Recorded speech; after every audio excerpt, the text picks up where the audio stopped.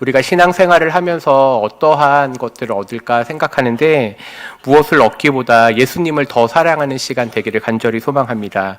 우리가 말씀을 듣고 기도하는 가운데 그 무엇, 정말 나의 어떤 것이 나타나는 것이 아니라 예수님을 사랑하는, 그래서 우리의 믿음의 결과가 예수님으로 충만한 그런 시간 되기를 간절히 소망합니다.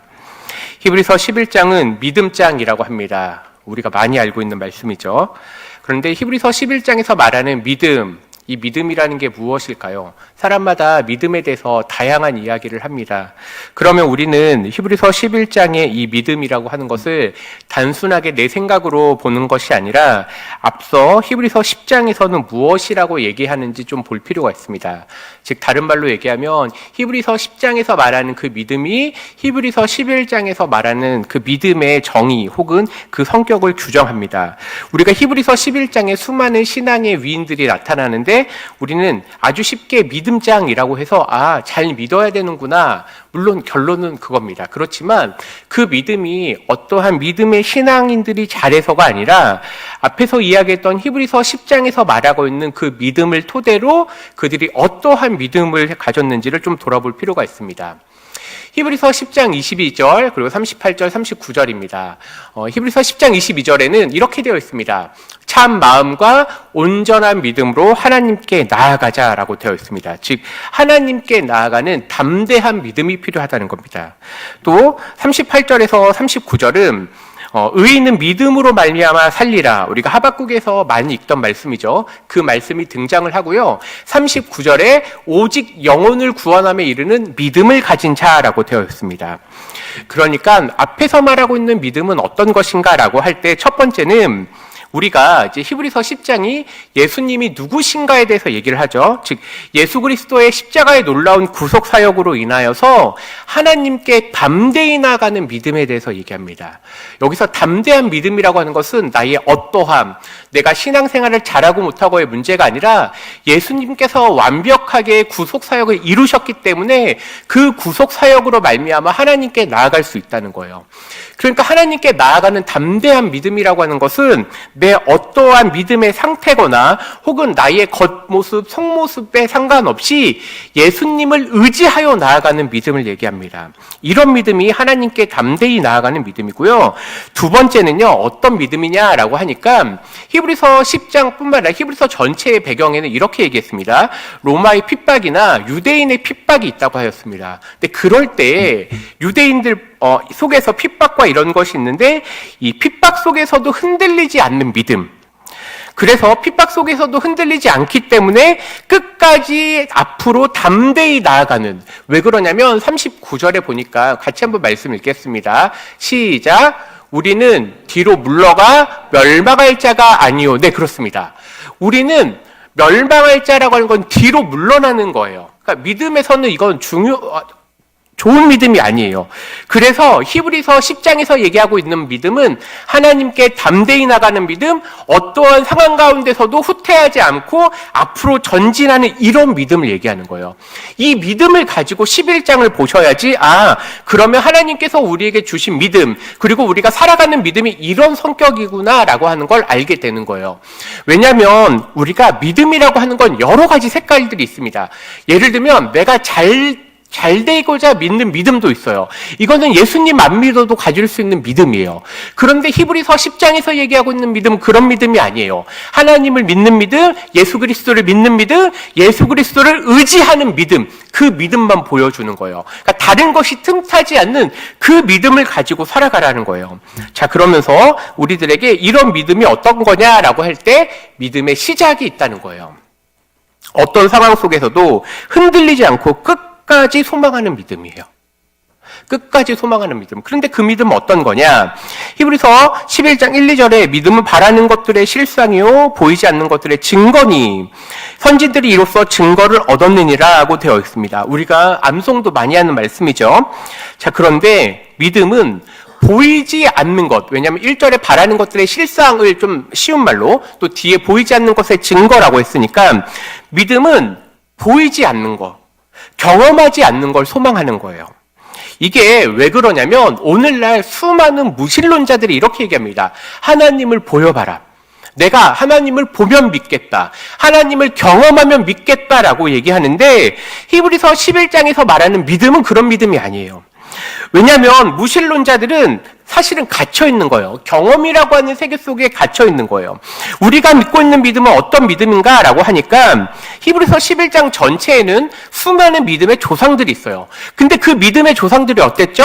예수님의 구속사역을 봤나요? 못 봤다고요.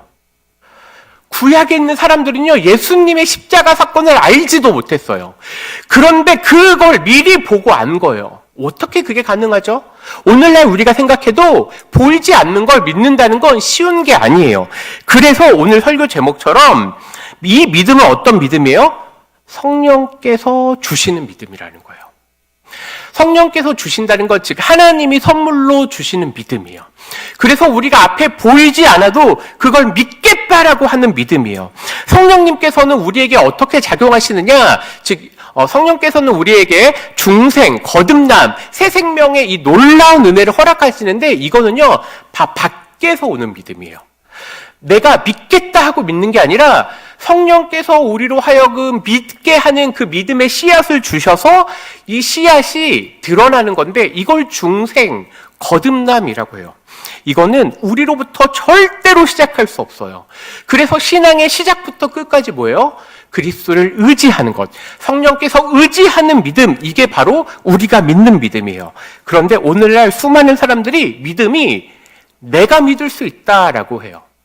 심지어 교회 안에서도 내가 잘 믿으면 잘 된다, 내가 믿는 대로 된다라고 하는데 그거는요, 교회의 믿음, 그리스도의 믿음, 성경에서 말하는 믿음이 아니에요. 그건 이단들도 말할 수 있는 믿음이에요. 그러니까 이단과 사단이 주는 믿음과 다른 믿음, 즉 하나님께서 선물로 주시고 성령께서 우리로 작동하게 하는 믿음이에요. 이게 바로 믿음의 시작이에요.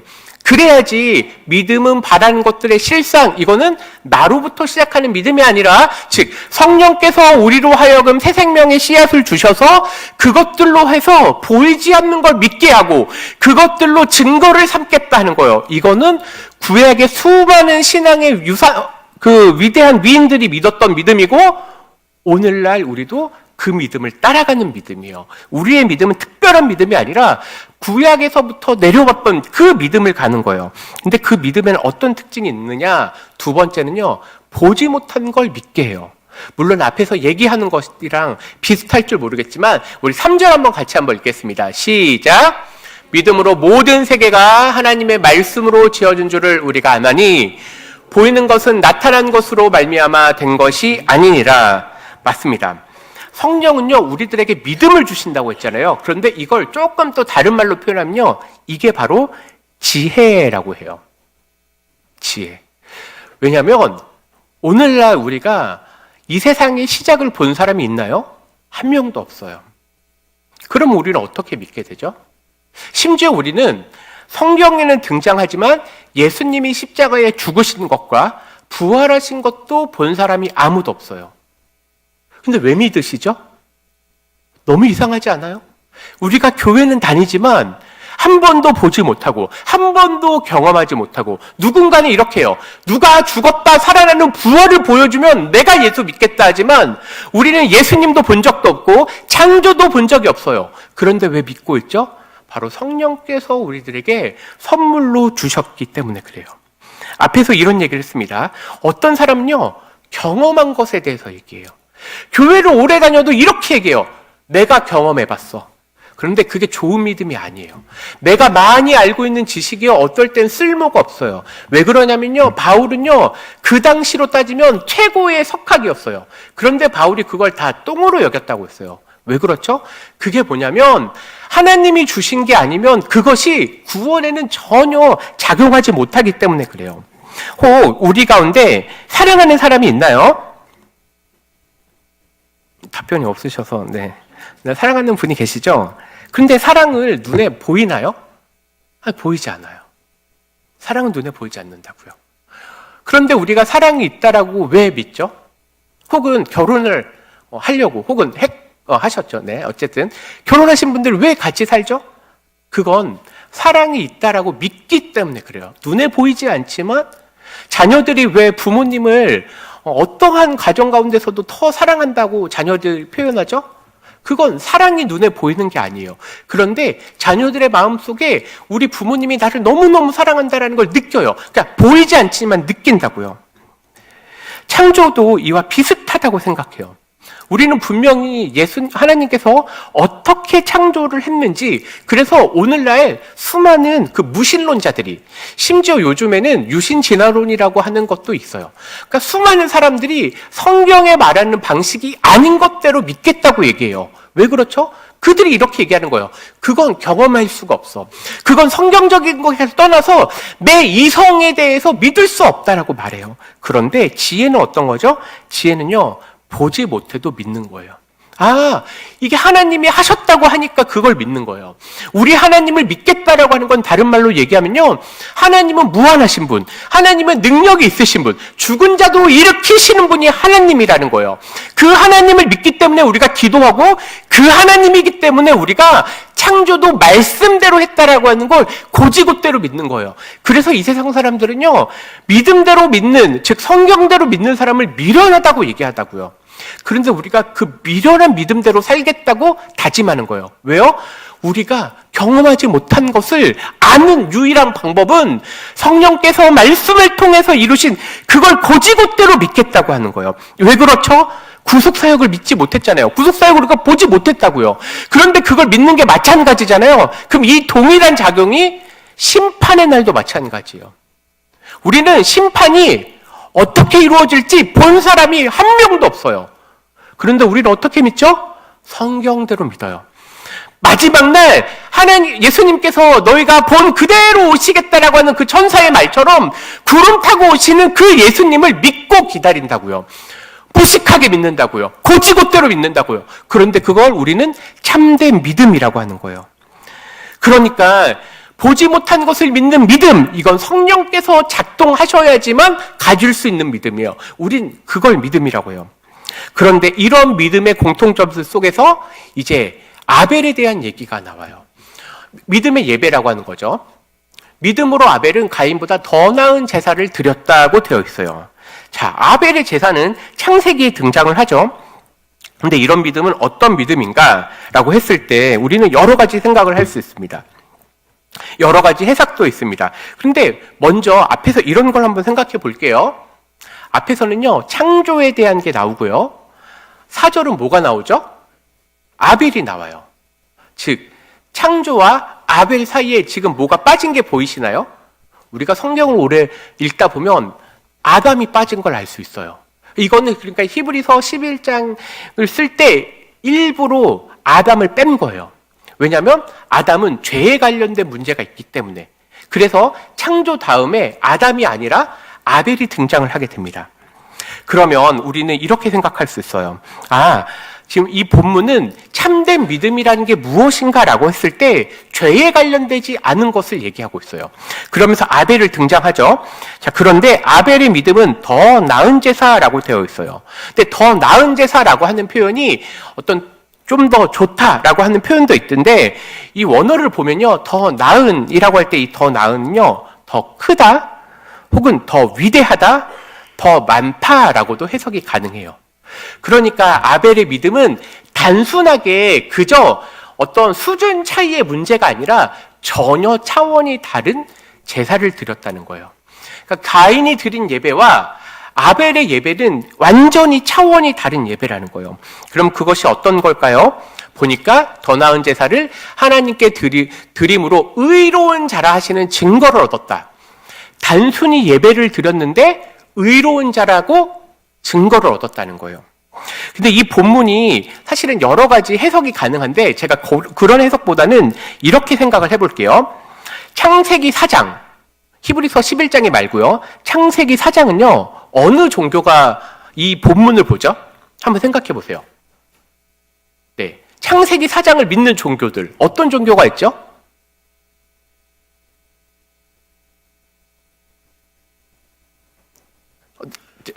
어떻게 얘기를 제가 할까요? 네, 우리 중등부에서는 대답을 하는데 오늘은 안 하셔서. 네, 자, 창세기 4장에 믿는 종교는요, 최소 3개가 있어요. 첫 번째는요, 유대교가 믿어요.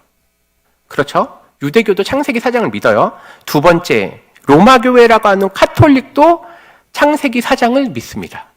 그리고 기독교도 믿습니다. 자, 근데 만약 이 본문을 이제 이렇게 한번 해석을 해볼게요. 아벨이 가인보다 믿음이 더 좋았다. 이렇게 갔을 경우에 이제 어떻게 차이가 나는지 한번 보세요. 그냥 아벨의 마음의 상태가 훨씬 더 뛰어났다라고 해석할 때 문제가 생깁니다. 어떤 문제가 해석되냐면요. 유대인들이 예배 드릴 때 대충 드릴까요? 진심으로 드릴까요? 진심으로 드리죠. 카톨릭은 어떨까요? 카톨릭은 미사를 드릴 때 어떻게 드리죠? 대충 드릴까요? 졸면서 드릴까요? 열심히 드릴까요? 대충 믿는 분들 빼고 진심으로 드린다고요. 기독교는 어떻죠? 기독교는 대충 드리나요? 이렇게 그냥 드리나요? 생각해 보세요. 열심히 드리죠? 그러니까 이 본문을 만약에 내가 더 열심히 있는 믿음, 더 순수한 믿음이라고 할 때 충돌이 생겨요. 유대인이나 카톨릭이나 그리고 기독교는요, 별반 다름이 없어요. 이상하잖아요. 그러니까 그 해석법은 빼버리는 거예요. 그러면 유대인들이나 로마 카톨릭이나 우리 개신교, 기독교의 믿음이 어떤 게 다르죠? 라고 할 때 다른 점은 유일한 하나예요. 오직 예수 그리스도를 의지하는 거예요. 이게 차이예요. 자, 이제 그렇게 한번 해석을 해볼게요. 유대인들은요, 일단 제가 창세기 4장이라고 그랬죠. 히브리서 11장은 유대인들은 안 믿어요. 왜냐하면 예수를 인정하지 않으니까. 왜냐하면 히브리서 전체는요, 예수님이 온전한 제물이시고 온전한 성소고 온전한 제사장이라고 얘기하는 본문이에요. 그래서 유대인들이 말하는 믿음은요, 여기 해당이 안 돼요. 자, 그러면 유대인은 탈락했습니다. 그러면 로마 카톨릭이랑 우리가 남았어요. 근데 왜 우리랑 그들의 믿음이 차이가 나죠? 라고 할 때 그들은요, 분명히 예수님은 믿어요. 그런데 더하기 뭐가 있어요? 네, 그게 마리아가 될 수도 있고 여러 가지 어떤 자신들의 믿음에 이게 있어요. 자, 우리랑 그들의 차이가 뭐죠? 우리는요, 예수님 외에 더하지 않는다는 거예요. 자, 그럼 다시 한번 보겠습니다. 히브리서 11장 4절에서 아벨이 가인보다 더 나은 제사를 하나님께 드렸다라고 하는 것은요, 의로운 자라고 하는 증거를 얻었다는 거예요. 단순히 예배를 드렸는데 의로운 자라 증거. 의로운 자라고 하는 증거는 좀 복잡하니까 지금은 깊게 다루지 않을게요. 그런데 로마서나 이럴 때 봤을 때 로마서에서 얘기하는 의로운 자는요, 하나밖에 없어요. 예수님을 의지하는 게 의로운 거예요. 예수님을 의지하는 게 증거를 얻은 거예요. 그래서 예물이라고 하는 것도 단순히 피해 제사 그걸 얘기하는 게 아니라 예수 그리스도를 의지하는 그것에 빗대어 예배를 드렸느냐 안 드렸느냐예요. 그러니까 이렇게 생각을 해볼게요. 이제 결론으로 가볼 거예요. 우리 신앙, 우리 믿음에서 중요한 건 뭐죠? 유대인들처럼 내가 열심히 믿으면 되나요? 아니요, 우린 그걸 얘기하고 있지 않아요. 로마 카톨릭은 이렇게 얘기해요. 예수님을 믿어야 됩니다. 그런데 거기에 이거 열심히 해야 되고 저거 열심히 해야 되고 이렇게 해야 됩니다. 혹시 우리 믿음 색깔이 그런 거 아닌가요? 예수님 외에 더하기 뭐 지금 얹고 계시는 거 아니에요? 거기에 우리의 직분, 우리의 신앙, 우리의 지식을 얻고 있는 거 아니에요? 그럼 이것도 아니에요. 그럼 우리가 믿고 있는 믿음은 뭐죠? 오직 예수님만 의지하는 거예요. 내 신앙의 색깔, 내가 오래 믿고 내 직분이 어떠하고 내 지식이 무엇이 그걸 얘기하는 게 아니라 나는 정말로 내가 이 세상에서 무엇인가 잘나도 예수님을 빼면 모든 걸 잃어버린 거예요. 이게 바로 히브리서에서 말하는 믿음이에요. 즉 그리스도를 의지하는 믿음이에요. 그래서 믿음을 우리에게 뭐라고 했죠? 하나님의 선물이라고 얘기합니다. 오늘날 많은 이단들이 그리고 사이비 종교들이 우리 안에 헷갈리게 얘기합니다. 심지어 수많은 인본주의적인 시각들이 우리 가운데 들어와 있습니다. 저도 마찬가지로 설교할 때 그걸 항상 경계해요. 왜냐하면 저도 모르게 믿음의 기초를 예수님으로 두려고 하는 게 아니라 혹 그거 외에 뭘 두고 있지 않은가? 히브리서는 이렇게 얘기합니다. 예수님이 완전한 제물 되십니다. 예수님이 완전한 대제사장이 되십니다. 예수님은 자기의 몸을 휘장으로, 즉 성소로 보셔서 우리들에게 그곳 가운데로 초대하셨습니다. 즉 예수님의 믿고 나아갈 때만 온전한 믿음이 된다는 겁니다. 이 시간 우리가 기도할 때 이런 기도를 했으면 좋겠습니다. 오직 예수님만 의지하는 믿음 되게 하여 주시옵소서. 오직 예수님만 사랑하는 믿음 되게 하여 주시옵소서. 우리 함께 기도하도록 하겠습니다.